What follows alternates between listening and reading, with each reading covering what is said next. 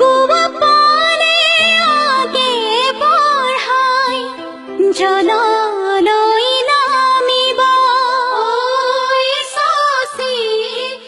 গহপুৰত বানৰ মাজত এখন বিশেষ বিয়া কটাৰীৰে পানী কাটি বিয়া ঘৰত একাঠু পানী চিত ভৰাব হাতত চেণ্ডেল লৈ কাপোৰ উজাই বিয়া ঘৰলৈ আহিল অতিথি সিপাৰৰে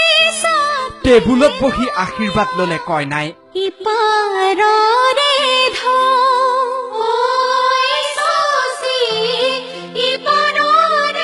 প্ৰকৃতিৰ ৰোষত পৰা এখন বিয়া ঘৰৰ দৃশ্য এয়া বিয়া ঘৰত নাই উদুলি মুদুলি পৰিৱেশ বিয়াৰ পেণ্ডেলৰ তলত একাঠু পৰ্যন্ত পানী হাতত চেণ্ডেল লৈ কাপোৰ উজাই এইদৰে বিয়া ঘৰলৈ আহিছে দুই এক অতিথি পানীৰ মাজতে ৰভাতলিত বহিব লগা হৈছে অতিথি এইবাৰ দাঙি আনি কইনাক বহুৱাই দিয়া হল এখন টেবুলৰ ওপৰত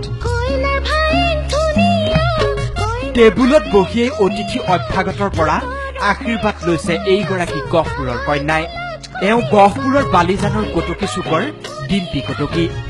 এওঁৰ বিয়া বিহপুৰীয়াৰ সন্তপুৰৰ এজন যুৱকৰ সৈতে কিন্তু নতুন জীৱনৰ পাতনি মেলাৰ প্ৰাক মুহূৰ্ততেই কেঁকুৰিজান নৈৰ বানৰ বিভীষিকাৰ সন্মুখীন হল এইগৰাকী কইনা মোৰ যে এনেকুৱা হ'ব মানে ইমান পানীৰ মাজত মই বিয়া হ'ব লগা হ'ব সেইটো কেতিয়াও ভবা নাছিলো আৰু যে মই টেবুলৰ ওপৰত বহি থাকিব লগা হৈছে বিশেষকৈ আমাৰ মানে কেঁকুৰিজান নৈখনৰ পৰা আমাৰ উটি যোৱাৰ পৰা অসুবিধা হৈ আছে সেয়ে চৰকাৰৰ ওচৰত অনুৰোধ আছে যাতে মানে নৈখনৰ নিৰাময় ব্যৱস্থা কৰে একমাত্ৰ কইনাৰ বিয়া বাঢ়নি পানীৰ মাজতেই অনুষ্ঠিত কৰিব লগা হোৱাত দুখ প্ৰকাশ কৰিলে কইনাৰ পিতৃয়ে প্ৰকৃতিৰ যি কালৰূপ তথাপিতো আজি তাৰিখটো যিহেতু পিছুৱাব নোৱাৰি গতিকে আজি তাৰিখতে বিয়াখন সম্পন্ন কৰিলো বাঢ়নি পানীৰ মাজত হাতত চেণ্ডেল লৈ পেণ্ট উজাই বিয়া খাবলৈ অহা সকলেও ত্ৰিভুৱন দেখিলে বহুত আশা কৰি আছিলো আজি ফূৰ্তি কৰিম বুলি এনেকুৱা এটা দিন হ'ব বুলি ভবা নাছিলো উপায় নাই এটেণ্ড কৰিবই লাগিব লগৰ বন্ধুৰ ছোৱালী বিয়া